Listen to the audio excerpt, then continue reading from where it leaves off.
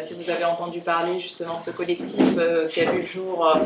il y a à peu près là maintenant 3 mois, et en fait depuis on est un peu mobilisé dans l'urgence. Alors certainement c'est des personnes qui voilà, ont évolué dans le cadre militant pour la Palestine, mais pas que.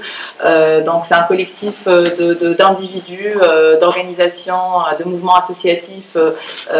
syndicales, politiques, etc., etc., justement qui s'organisent autour de Palestiniens et Palestiniennes.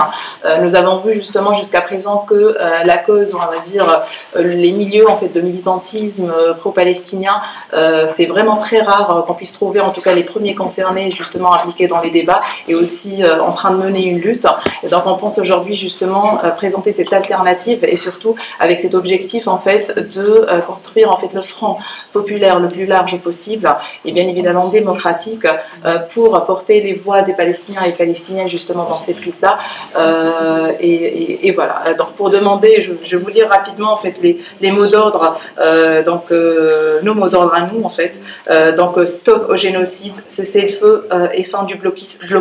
immédiat pour la fin de la colonisation, de l'occupation et de l'apartheid, boycott des investissements, sanctions contre Israël, soutien à la résistance du peuple palestinien et contre la complicité du gouvernement français avec les crimes israéliens et la répression de la solidarité avec la lutte du peuple palestinien. Donc en fait on est vraiment contre, c'est un travail justement que nous menons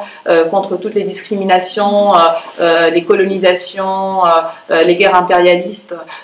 et justement en fait ça fait des mois qu'on travaille. Nous sommes en fait bien évidemment avec des personnes qui sont présentes ici même dans la salle, et bien évidemment ça sera peut-être aussi pour les personnes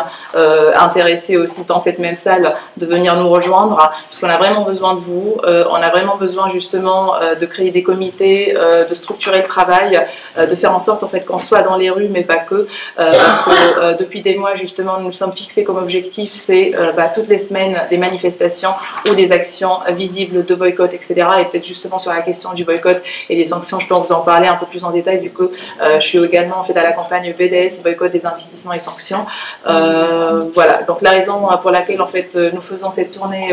des quartiers. Nous faisons également justement, en tout cas tant que possible, des meetings. Donc le dernier qu'on a organisé à Paris, il y en aura d'autres justement sur la question du boycott académique, syndical, culturel, économique, ce que vous voulez, mais pas que. Voilà, donc ça c'est pour Urgence Palestine. Maintenant pour la campagne BDS, boycott des investissements et sanctions, en fait c'est une campagne qui a vu le jour donc en 2005, 9 juillet 2005, et c'est en fait à l'appel de 172 quand même organisations palestiniennes qui en fait voilà, ont décidé justement de se structurer, d'agir dans un cadre qui est le cadre du boycott, le boycott comme étant une expression citoyenne libre et qui doit rester libre malgré justement toutes les tentatives et les menaces que nos militants justement ont reçues. Et c'est dans ce cadre-là en fait qu'on travaille même à Urgence Palestine sur l'activation justement et la mobilisation en fait dans le cadre des campagnes boycott, etc. et en étroite collaboration aussi avec le BDS.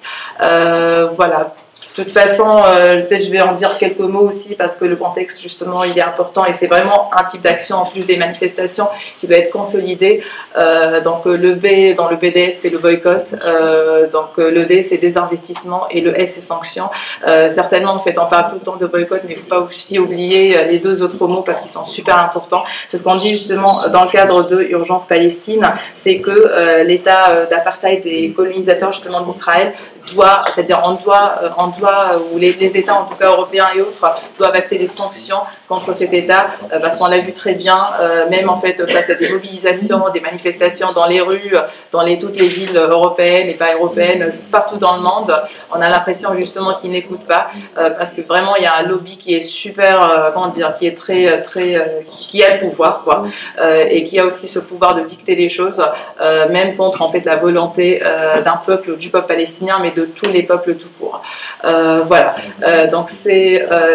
comme je le disais, c'est une expression en fait citoyenne libre qui est légale, donc certainement on va nous dire que c'est une action pas légale. Non, ce n'est pas le cas, vu justement en fait que par exemple ça a été la France même a été condamnée par la Cour européenne des droits de l'homme suite justement à des décisions prises contre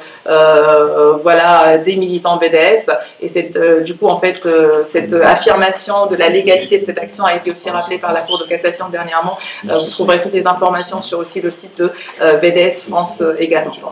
Voilà, le boycott, il est économique, il est syndical, il est universitaire,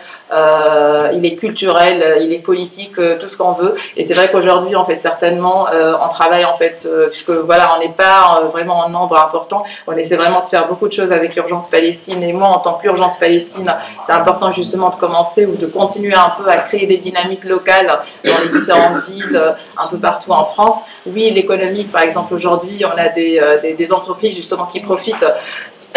et qui sont aussi complices d'apartheid et de colonisation. On a Carrefour, voilà, qui signe des accords de partenariat et qui va s'implanter en fait pour commercialiser aussi ses produits dans des colonies, mais reconnues par le droit international comme des colonies aujourd'hui en Palestine, mais aussi d'autres entreprises comme Puma qui, voilà, ils ont décidé récemment qu'ils ne vont pas renouveler leur partenariat pour financer l'équipe israélienne football, mais du coup, en fait, leur contrat quand même va jusqu'à 2024, donc juin 2024, pardon, si je ne dis pas de bêtises. Voilà, d'autres aussi, voilà, comme AXA, comme Teva, etc., etc. Vous trouverez toutes les informations en fait sur notre site,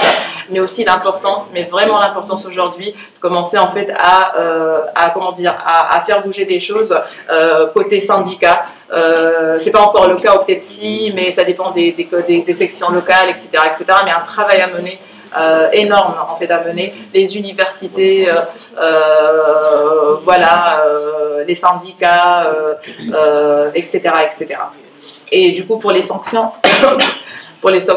pardon, donc ça peut être des sanctions économiques et en fait ça, on l'a vu en tout cas dans le passé, ça a été le cas et ça a été acté, mais je ne comprends pas aujourd'hui pourquoi l'État français justement reste complètement muet justement face à cette tragédie qui est toujours en cours, et bien évidemment aussi cette manipulation en fait, on va dire, des faits, de l'histoire. On l'a crié pas mal des fois dans les manifs, médias français, on veut la vérité parce qu'on n'est pas en train de voir la vérité sur les médias, malheureusement. Les journalistes aujourd'hui, justement, qui sont censés porter la voix, en tout cas, de la vérité, malheureusement, c'est pas le cas. C'est vraiment très décevant aussi de lire des articles, là, on passe, où on fait dire cette fixation avec le 7 octobre, et on oublie qu'en fait, généralement, et c'est ce qu'on dit, le niveau de violence, il est défini par le colonisateur de base. Donc, comment pouvez-vous justement nous dire ça, alors que vous faites, en fait, vous êtes quand même silencieux et silencieuse, pas vous, bien évidemment, en fait, face au crime, voilà, ce crime qui est en continu depuis 1948 jusqu'à nos jours. Voilà, il y a beaucoup de choses, il y a beaucoup d'actions, en fait, et c'est dans ce cadre-là justement qu'on travaille à Urgence Palestine. N'hésitez pas aussi, voilà, à aller sur notre site, aller sur nos réseaux, rejoindre aussi le collectif, pardon, pour travailler avec nous, voilà, et du coup vraiment justement structurer le mouvement, le consolider, le renforcer, parce que c'est ça justement une action en tout cas immédiate à laquelle on peut participer, qui pourra potentiellement faire changer la donne.